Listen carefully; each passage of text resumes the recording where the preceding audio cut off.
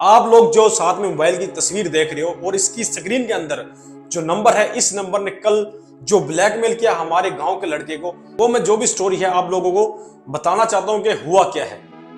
हुआ ये है कि इस बंदे ने पहले की है कॉल और उसने दी है फिर आगे से गालियां। जी मैं फलाना एएसआई बात कर रहा हूं, फलाने थाने से, हमने आपके भाई को अरेस्ट किया है। अगर आप लोगों को इसकी जमानत चाहिए तो आप लोग हमसे कॉल बैक करें, और गाली देके कॉल कट कर दी। ये कहाँ का एएसआई हुआ? ये वो बंदे हैं जो हमारे इदारों को बदनाम करते हैं। और ये ना समझिएगा ये बंदा पुलिस वाला था, ये बंदा एक स्कैमर था। आप इसको हेट में ना लीजिएगा, पहले बात पूरी सुनना। फिर इस बंदे ने क्या किया, ये बंदा शॉप पे चला गया, वहीं पे मैं खड़ा हुआ था, तो इस बंदे ने बताया यार ये मसला है, और इस बंदे ने ऐसी गालियां भी दी हैं, और मैं घर में खड़ा हुआ था, मेरे पास कोई लफ्ज नहीं थे कि मैं इसको कुछ जवाब दे पाऊं।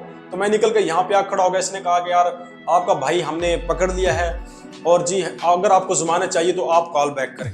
हमने फिर ऐसा किया, हमने अपने मोबाइल से कॉल की और हमने उसको कहा कि यार चलो कोई नहीं, आप हमारे लिए बहुत ही काबिल एहतराम हो, क्योंकि आप एक थाने के एएसआई हो। क्योंकि हम गेम को वहीं पे समझ गए थे, क्योंकि कोई भी एएसआई डायरेक्ट गाली नहीं देगा किसी को भी। वो बंदा कानून के तहत ही उसको सजा देगा जो उसकी सजा बनती होगी, लेकिन इतना बदतमीजी कोई भी नहीं करता। हमने कहा कि अगर आप चाहो तो हम अपने गांव के नंबरदार से बात करवा देते हैं, अगर कोई हमारा बड़ा है तो उससे ही बात करवा देंगे। अगर हमारे बंदे ने कुछ गलत किया है तो वो उसका सजा का हकदार होगा। हमने उस लड़के को कहा कि अपने भाई को कॉल मिला के जरा पता तो करो कि वो बंदा है कहाँ, क्या ये बंदा वाकई में हमारे साथ स्कैम कर रहा है। तो उसने ऐसे किया, एक दो बार ट्राई किया, और उसके बाद उसके भाई ने कॉल उठा ली। उसने कहा कि यार आप कहाँ पे हो? उसने कहा यार मैं तो फैक्ट्री हूँ, अपना काम कर रहा हूँ गारमेंट्स में, और मैं तो ड्यूटी पे हूँ। तो हम बड़े हैरान हुए कि यार ऐसा कैसे हो सकता है, इतना बड़ा स्कैम। तो हमने उस बंदे को दोबारा कॉल की, हमने उसको कहा कि यार हमारे बंदे को जमानत मिल गई है, वो हमारे पास है, अगर आप चाहो तो बात कर सकते हो। उस बंदे ने कहा यार आप साइड में होकर बात करो। हमने उसको कहा यार कोई पैसे का मामला तो बता दो। उस बंदे ने क्या किया, फिर गालियां देना शुरू कर दी और गाली देके कॉल कट कर दी।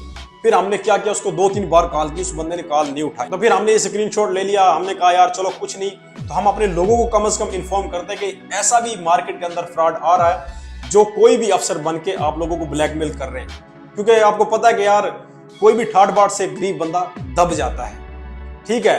और बहुत तरह के फ्रॉड चल रहे हैं। तो किसी की कॉल आती है कि जी मैं बेनजीर इनकम सपोर्ट की तरफ से बात कर रहा हूँ, तो किसी की कॉल आती है जी मैं बोल न्यूज की तरफ से बात कर रहा हूँ, किसी का मैसेज आ जाता है जी मैं जमजम इलेक्ट्रॉनिक की तरफ से बात कर रहा हूँ, जी आपका इनाम निकला है। गरीब बंदा क्या करेगा, इतनी गुर्बत है हमारे मुल्क के अंदर, वो भाग के जो जमा पूंजी होगी या कोई भी अपना सिक्योरिटी होगी वो उनके हाथ में दे देंगे, या सिम का जो रिकॉर्ड होगा अपने जो बैक साइड पे सिम के नंबर लिखे होते हैं वो फौरन उसको लिखवा देंगे, उसका एक्सेस चला जाएगा उसके पास, वो आपके नंबर पे कोई भी क्राइम कर सकता है। फिर फंसेगा कौन? आप लोग पेशियां भुगतेंगे।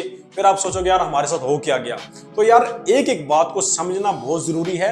कोई जैज कैश के नाम पे फ्रॉड कर रहा है, और पता नहीं यार तरह तरह के फ्रॉड चल रहे हैं। तो यार मैं बड़ा हैरान हूं कि इतना फ्रॉड हो रहा है, पकड़े फिर भी नहीं जाते ये लोग। तो यार आपने करना यह है कि अगर किसी की भी कॉल आती है या आपको कोई भी मैसेज करता है, पहले उसकी तहकीक कर लिया करें, क्योंकि इस मुल्क के अंदर आपको फ्री में पैसे देने वाला कोई भी नहीं है, ये अपने माइंड में रखिएगा।